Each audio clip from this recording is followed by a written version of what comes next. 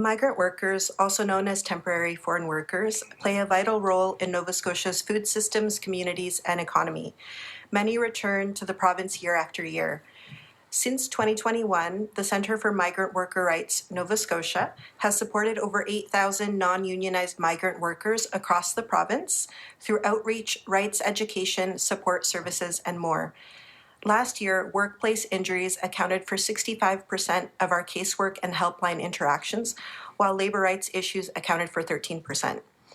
Since 2015, the number of migrant workers employed in Nova Scotia has more than doubled.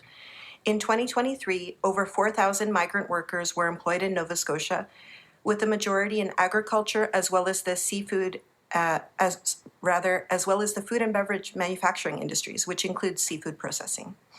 Our recent reports, Listening to Women Migrant Workers and Heavy Hearts and Minds, highlight serious labor and human rights concerns that have been voiced by 118 migrant workers in these sectors.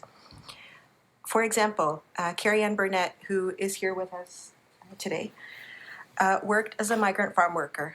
After she was diagnosed with cancer, her employer fired her. As a result, she lost her housing, health coverage, and her immigration status was put at risk.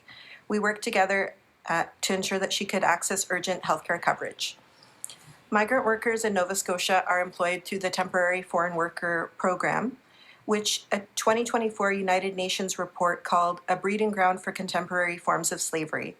Migrant workers are typically only permitted to work with one employer, which is named on their work permit, and the employer has control over key aspects of their lives while they're working in Canada, thereby limiting the workers' ability to exercise their rights.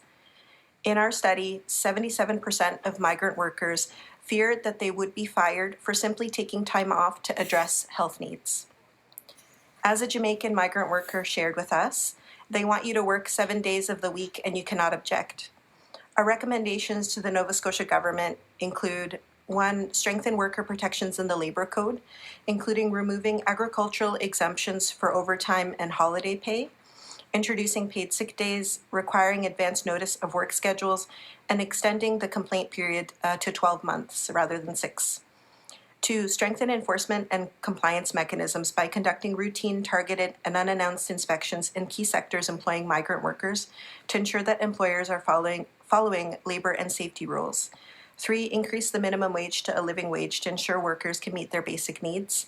And 4, provide provincial healthcare coverage, MSI, on arrival to all migrant workers to ensure that they have equitable access to healthcare services. Thank you.